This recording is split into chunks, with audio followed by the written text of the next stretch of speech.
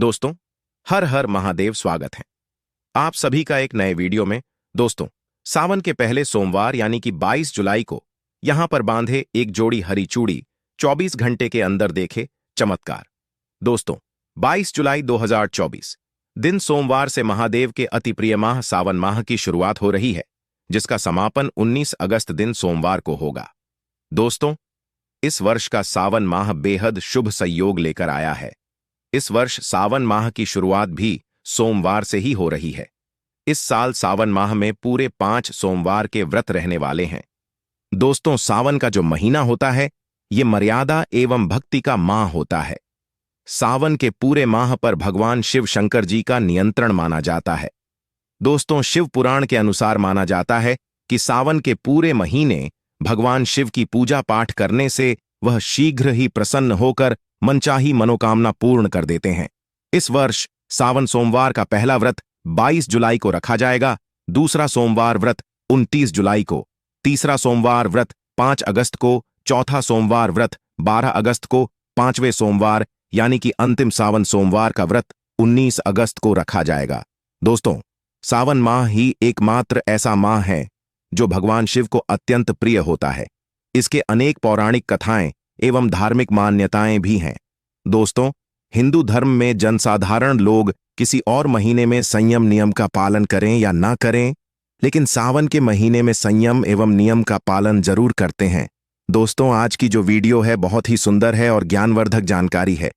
इस वीडियो को अपने फायदे के लिए अंत तक जरूर पूरा देखना, क्योंकि अधूरा ज्ञान हमेशा किसी काम का नहीं माना जाता, इसलिए वीडियो को अंत तक जरूर देखें।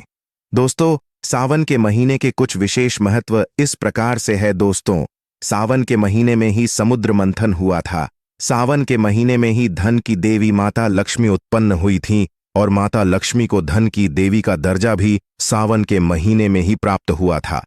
सावन के महीने में ही भगवान भोलेनाथ भू लोक पर वास करने आ जाते हैं और भूलोक पर जिनके घर पर यथाबस शिवलिंग रखा हुआ होता है, तो उनके घर में भगवान शिव आंशिक रूप में जरूर आते हैं। दोस्तों, इस माह में भगवान विष्णु योग निद्रा में चले जाते हैं, तो सृष्टि का जो भार होता है वह भगवान शिव संभालते हैं। दोस्तों, सावन के पहले सोमवार के दिन इस वृक्ष पर अगर आप हरी चूड़ी बांधते हैं तो आपकी सभी मनोकामना शीघ्र ही पूर्ण होगी और आपका आने वाला समय भी सुखमय से गुजरेगा। दोस्तों, कैसी भी आपके जीवन में परेशानी चल रही हो, वह परेशानी भी समाप्त हो जाएगी। दोस्तों, अगर आप भी भगवान शिव के सच्चे भक्त हैं तो कमेंट बॉक्स में हर हर महादेव जरूर लिखना और इस वीडियो को दिल से एक लाइक अवश्य करें। दोस्तों, भगवान शिव जी को ये 3 वृक्ष अत्यंत प्रिय हैं और इन वृक्ष की पूजा करने से भगवान शिव की पूजा करने का ही फल प्राप्त होता है। दोस्तों, इस वृक्ष के बारे में शास्त्रों में यह भी कहा जाता है कि मनुष्य जाति के जन्म कल्याण के लिए स्वयं भगवान शिव एवं माता पार्वती ने इन वृक्षों के रूप में स्वयं भूलोक पर अवतरित हुए थे, अर्थात भूलोक पर जन्म लिए थे। तो आइए इस वीडियो में जानते हैं सावन में हरी चूड़ी का महत्व। दोस्तों, हरा रंग सौभाग्य एवं उल्लास का प्रतीक माना जाता है, जो मन को शीघ्र ही आनंदित करता है। हरा रंग प्रकृति का स्वरूप माना जाता है और माता पार्वती भी प्रकृति है एवं भोलेनाथ को पुरुष माना जाता है। दोस्तों, हरे रंग के उदाहरण आप इन चीजों से समझ सकते हैं, जैसे सावन में भगवान शिव जी को चढ़ाए जाने वाले बेलपत्र, धतूरा, भांग एवं धूप हरे रंग का ही होता है। दोस्तों, इस प्रकृति का निर्माण करने वाले भगवान शिव जी हरे रंग से अतिशीघ्र ही प्रसन्न होते हैं। सावन में जो महिला हरे रंग की चूड़ी पहनती है, हरे रंग के वस्त्र धारण करती है, उन्हें अखंड सौभाग्य की प्राप्ति होती है।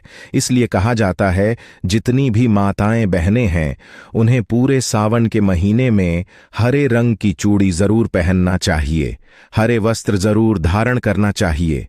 सावन के महीने में जो माताएं बहनें भगवान शिव जी की पूजा करती हैं, भोलेनाथ की पूजा करती है, ऐसी माताएं बहनों को सावन में हरे रंग के वस्त्र अवश्य धारण करने चाहिए और भूलकर भी सावन के महीने में सफेद और काले वस्त्र किसी भी महिला को बिल्कुल भी नहीं पहनना चाहिए।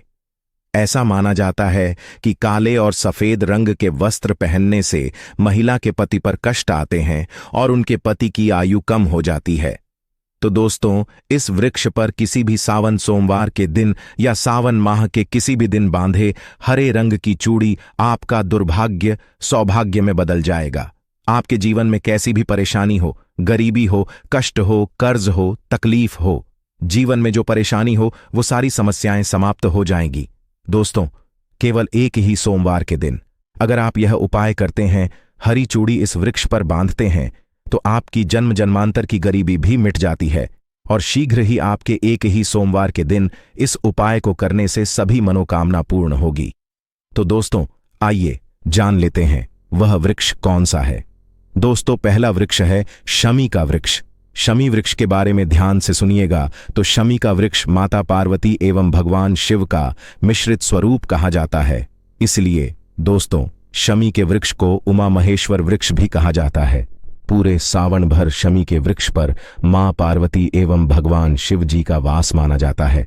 सावन के महीने में प्रदोष काल के समय अर्थात गोधूली बेला के उस समय पर जब न तो दिन हो और ना ही रात यानी कि संध्या काल के समय, इस वृक्ष को प्रदोष काल के समय में इस वृक्ष को छूने से पाप दोष कष्ट एवं परेशानी केवल सावन के महीने में छूने मात्र से समाप्त हो जाती है। दोस्तों, सावन के पवित्र महीने में अगर शमी वृक्ष की जड़ पर कच्चा दूध डाला जाए तो भगवान शिव अतिशीघ्र ही प्रसन्न होते हैं एवं माता पार्वती का ढेर सारा आशीर्वाद प्राप्त होता है।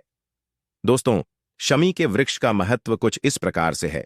जब भगवान राम लंका में रावण पर आक्रमण करने के पूर्व भगवान राम ने शमी वृक्ष की पूजा की थी और पांडवों ने अपने अस्त्र शस्त्र भी शमी के वृक्ष के नीचे में छुपाए थे। शमी का वृक्ष जिस घर में लगा होता है उस घर का कल्याण हो जाता है और उस घर में सभी प्रकार का भौतिक सुखों का वास माना जाता है।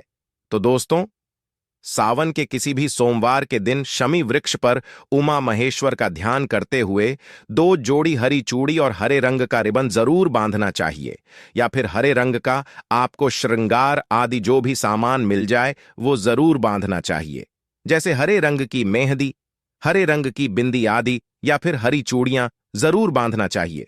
दोस्तों, कैसे भी आपकी मनोकामना हो वह एक ही बार में पूर्ण हो जाएगी, क्योंकि इस खास समय पर यानी सावन के समय में भगवान शिव इस भूलोक पर वास करने आते हैं और शमी के वृक्ष में अस्थायी रूप से वास करते हैं। शमी का वृक्ष छूने मात्र से आपकी मनोकामना शीघ्र ही पूर्ण हो जाएगी।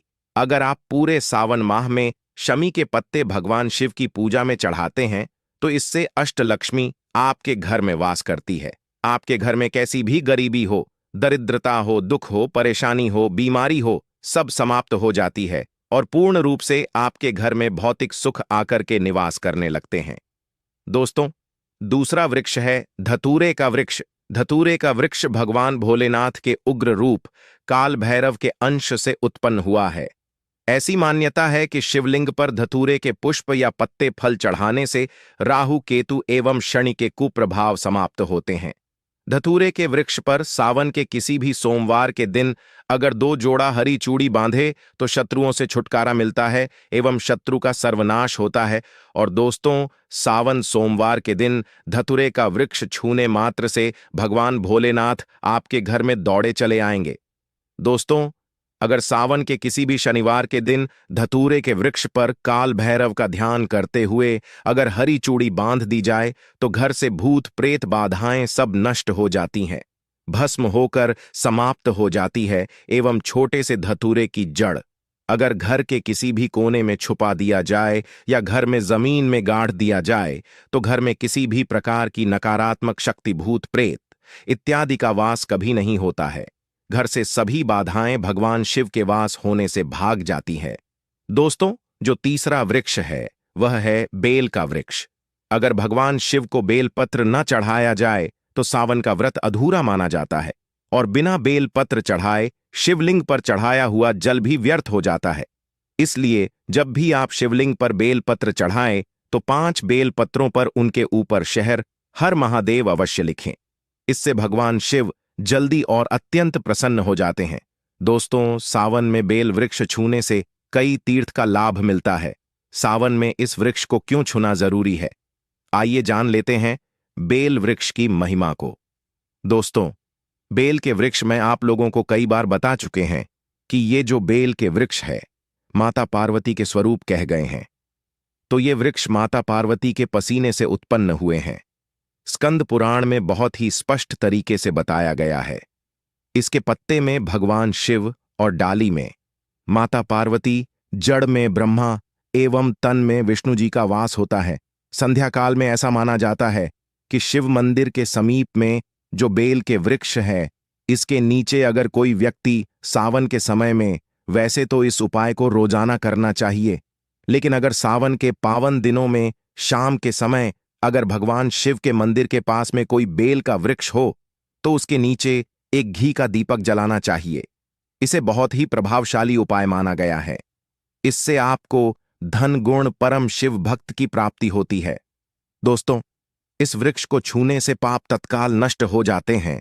कैसा भी आपके जीवन में पाप हो वो सब दूर हो जाते हैं। तो आपको करना क्या है? देखिए, जो बेल के वृक्ष हैं इसे बहुत ही उत्तम माना गया है। माता लक्ष्मी को भी बेल के वृक्ष का अवतार लेना पड़ा था, एक कथा के माध्यम से।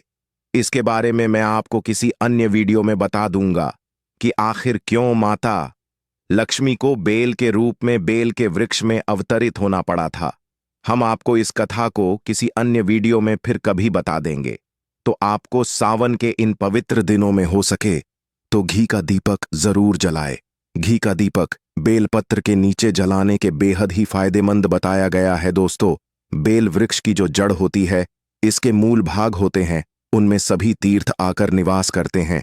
इसीलिए सावन के महीने में कहा जाता है, जो लोग अगर तीर्थ धाम नहीं जा सकते, तीर्थों के दर्शन नहीं कर पाते, तो ऐसे व्यक्ति बेल वृक्ष के नीचे में 1 महीने तक घी का दीपक जला लेते हैं, तो संपूर्ण जितने भी तीर्थ होते हैं वहां पर तीर्थ करने के बराबर पुण्य की प्राप्ति होती है। दोस्तों, हम हमारे वीडियो के माध्यम से शिव पुराण और धार्मिक ग्रंथों में वर्णित संपूर्ण जानकारी आपको बताने की पूरी कोशिश करते हैं, जिससे आप सभी दर्शकों को कल्याण हो, सभी दर्शकों के जीवन में आध्यात्मिक उन्नति हो। सभी को धन की जरूरत नहीं होती, किसी को पुण्य की प्राप्ति की जरूरत होती है। कोई आध्यात्मिक उन्नति करना चाहते हैं, इसीलिए संपूर्ण जानकारी वीडियो के माध्यम से आप सभी दर्शकों को बता देते हैं। दोस्तों, अब करना क्या है? सावन के पवित्र शुभ मंगल दिनों में इस वृक्ष को छूना है। माता पार्वती से प्रार्थना करनी है कि हे माता पार्वती, आप ही शक्ति स्वरूप हैं, लक्ष्मी है, धन की देवी हैं, आप ही संसार को चलाने वाली देवी हैं। इस प्रकार से प्रार्थना करते हुए इस वृक्ष को आपको छूना है और बोलना है, हे माता रानी, मेरी गरीबी मिठाएं, माता मेरी निर्धनता को मिठाएं, मेरे जीवन में चल रही सभी परेशानियों को दूर करे। इस प्रकार प्रार्थना करते हुए आपको एक कपूर और एक लौंग को भी जला देना है और एक काम जरूर करना है।